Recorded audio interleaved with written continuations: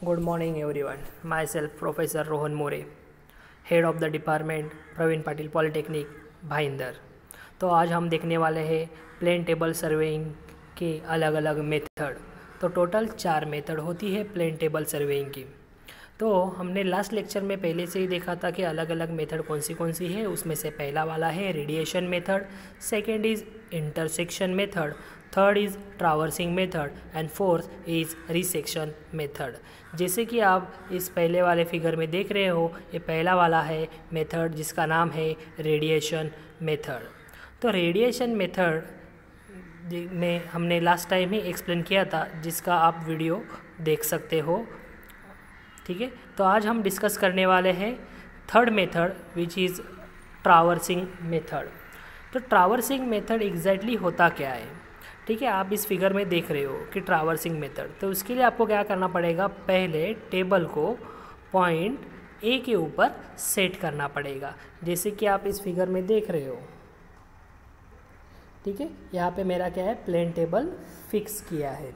तो जैसे ही मैं प्लेन टेबल ग्राउंड के ऊपर फिक्स करूँगा, जिसको मैं पॉइंट का नाम दूंगा पॉइंट स्टेशन पॉइंट ए, उसके बाद हम लोगों को सेटअप प्रोसीजर फॉलो करनी पड़ेगी। तो सेटअप प्रोसीजर क्या है कि पहले टेबल को फिक्स किया जाएगा। ठीक है, जिसको हम पहला बोलेंगे fixing the table on the tripod. Second is centering आपको करना पड़ेगा with the help of U4 जो कि यू शेप जैसा एक्सेसरीज है, जिसका यूज़ हम लोग सेंटरिंग के लिए किया जाता है, जिसका अपर पार्ट आपके ड्राइंग शीट के ऊपर रहेगा और जिसका प्लम्बॉब का पार्ट ग्राउंड के ऊपर रहेगा। जैसे ही प्लम्बॉब पॉइंट ए के ऊपर रुक जाएगा, वैसे ही आपको शीट के ऊपर उस पॉइंट को मार्क करना पड़ेगा। नेक्स्ट स्टेप, ठीक है, नेक्स्ट स्टेप इस प्रोसेस को बोलेंगे हम लोग सेंटरिंग। उसके बाद एक बार सेंटरिंग हो गया, मैंने पॉइंट ए को ग्राउंड के ऊपर सेट कर दिया, उसके बाद आपको लेवलिंग करना पड़ेगा। लेवलिंग हम किससे करेंगे, with the help of spirit level. तो स्पिरिट लेवल एक ऐसा एक्सेसरीज है जिसके सेंटर में वाटर बबल रहेगा। ठीक है, उसको शीट के ऊपर रखना है। शीट के ऊपर रखने के बाद अगर आपका बबल सेंटर में नहीं है तो आपको क्या करना पड़ेगा, टेबल को लेवल करना पड़ेगा, जिससे कि वो बबल एग्जैक्टली सेंटर में आ जाए। इस प्रोसेस को हम लोग बोलेंगे लेवलिंग। ठीक है, total setting of plane table, पहले हमने क्या किया, फिक्सिंग किया, फिर सेंटरिंग किया और थर्ड हमने लेवलिंग किया। उसके बाद ग्राउंड के ऊपर कहीं तो आपका बी पॉइंट रहेगा। ठीक है, यहाँ पे बी पॉइंट है, तो मैं आपको क्या करना पड़ेगा, यहाँ पे रेंजिंग रॉड को रखना पड़ेगा और ए से बी को आपको बाइसेक्ट करना पड़ेगा with the help of alidade होता क्या है, एलिडेट एक सीधी स्केल रहती है जो कि लोखंड की बनी रहती है, जिसके 2 वेन रहते हैं, एक ऑब्जेक्ट वेन रहेगा, एक आई वेन रहेगा, जिससे आपको उस रेंजिंग रॉड को बाइसेक्ट करना है। उसके बाद जैसे ही ए और बी स्ट्रेट लाइन में आ जाएगा, उसके बाद ए और बी ग्राउंड का डिस्टेंस आपको मेजर करना है। Suppose A to B distance अगर 15 मीटर है तो शीट के ऊपर ए हो जाएगा 15 सेंटीमीटर। ठीक है, तो 15 सेंटीमीटर पे आपको क्या करना है, बी पॉइंट को लोकेट करना है। ठीक है, तो ए टू बी का डिस्टेंस कितना है, 15 सेंटीमीटर, जो कि ग्राउंड पे ऊपर कितना है, 15 मीटर। उसके बाद आपको टेबल को बी पॉइंट के ऊपर शिफ्ट करना है, मूव करना है। उसके बाद नेक्स्ट स्टेप, बी से वापस ए को बाइसेक्ट करना पड़ेगा, जिसको हम लोग बोलेंगे orientation, back side orientation. Back side orientation होने के बाद हम लोग पहले हम लोग क्या करेंगे, बैक साइड ओरिएंटेशन का पर्पस क्या है, ताकि आपका टेबल प्रीवियस पॉइंट को स्ट्रेट लाइन में बाइसेक्ट करें। ठीक है, ताकि उस ए और बी एक स्ट्रेट लाइन में है कि नहीं देखने के लिए आपको ओरिएंटेशन करना पड़ेगा। नेक्स्ट स्टेप आपको क्या करना पड़ेगा, रेंजिंग रॉड को कहाँ पे लेके जाना पड़ेगा, सी पॉइंट के ऊपर।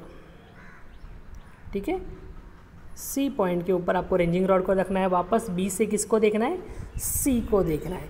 एक बार सी को देखने के बाद आपको सेम प्रोसीजर रिपीट करनी है। B to C distance measure करना है। सपोज ये डिस्टेंस 10 मीटर ग्राउंड पे रहेगा तो ये आएगा 10 सेंटीमीटर ऑन शीट। तो आपको ये डिस्टेंस कितना आएगा 10 सेंटीमीटर। ठीक है, क्यों 10 सेंटीमीटर आएगा? क्योंकि बी टू सी का डिस्टेंस कितना है 10 मीटर। ठीक है, उसके बाद नेक्स्ट आपको टेबल को कहाँ पे मूव करना है?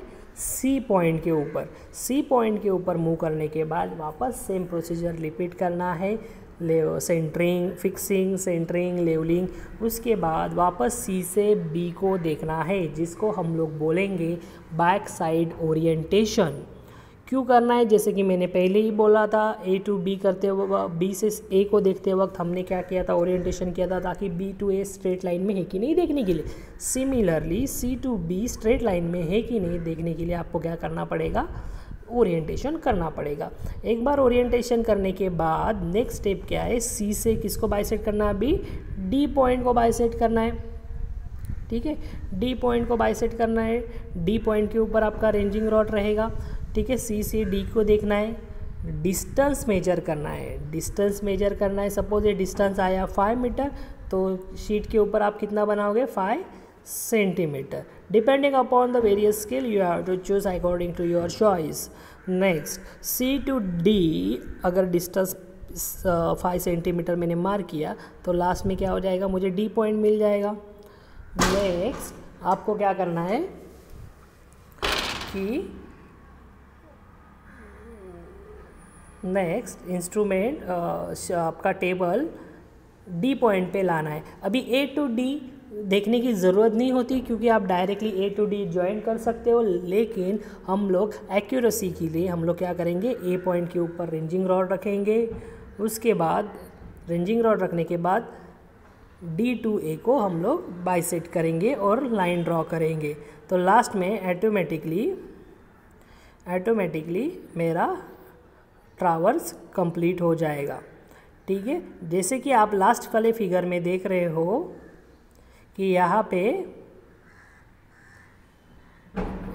पे मेरा पूरा ट्रावर्स कंप्लीट हो गया है, A B C D A, जिसको हम लोग बोलेंगे क्लोज ट्रावर्स। क्लोज ट्रावर्स किसको बोलेंगे?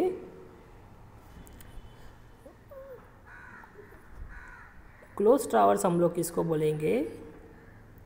ठीक है, फर्स्ट पॉइंट और लास्ट पॉइंट एक दूसरे को अगर कनेक्ट हुआ, मतलब A to B, B to C, C to D और डी से वापस ए, फर्स्ट पॉइंट और लास्ट पॉइंट एक दूसरे को कनेक्ट हुआ, तो इसको हम लोग बोलेंगे closed traverse.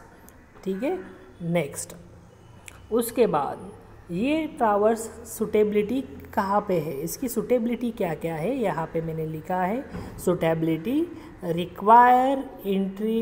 Require every station accessible running सर्वे लाइन। मतलब जहाँ एक ट्रावर सर्वे कहाँ पे एक्सेसिबल करना है? जहाँ पे सब लाइन आपको विजिबल है।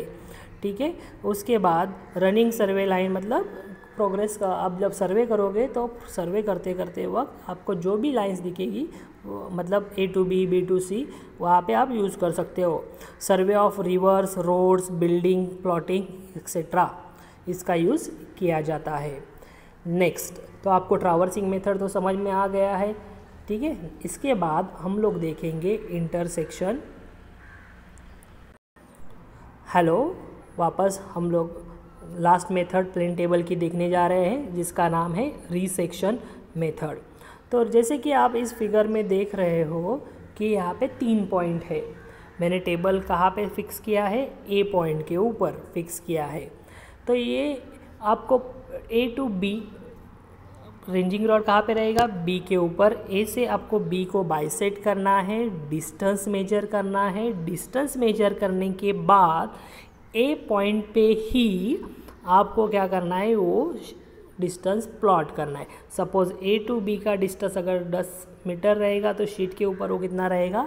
10 सेंटीमीटर। सिमिलरली ए से सी को बाइसेक्ट करना है, रेंजिंग रॉड आपका सी पे रहेगा, तो ए सी को आपको बाइसेक्ट करना है, डिस्टेंस मेजर करना है। डिस्टेंस करने के बाद आपको वहाँ पे रख देना, डिस्टेंस प्लॉट करना है।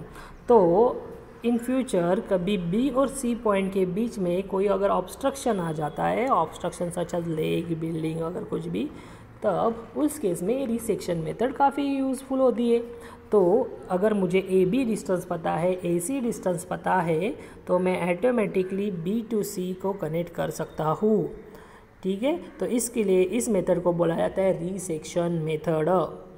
तो जैसे कि हमने प्रीवियस सेम में, मतलब फर्स्ट ईयर सेकेंड सेम में बेसिक सर्वेइंग के सब्जेक्ट में देखा था कि प्रिंसिपल ऑफ सर्वेइंग में कोई भी थर्ड पॉइंट या तीसरी लाइन को अगर आपको ड्रॉ करना है, बनानी है, तो at least you have to know minimum 2 points या 2 डायमेंशंस।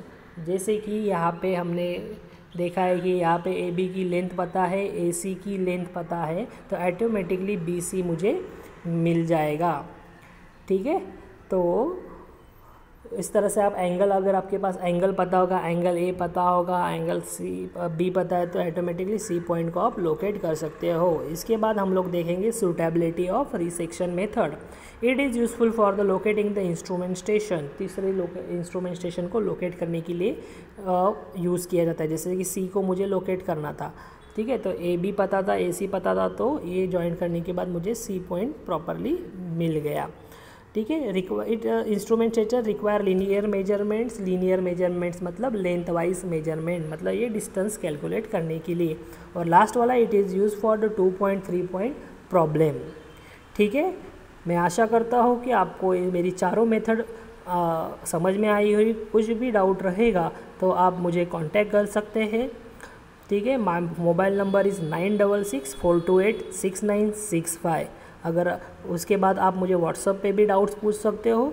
तो आपको जो भी डाउट्स रहेंगे, जो भी क्वेश्चंस रहेंगे, तो आप मुझे कभी भी पूछ सकते हो। Thank you.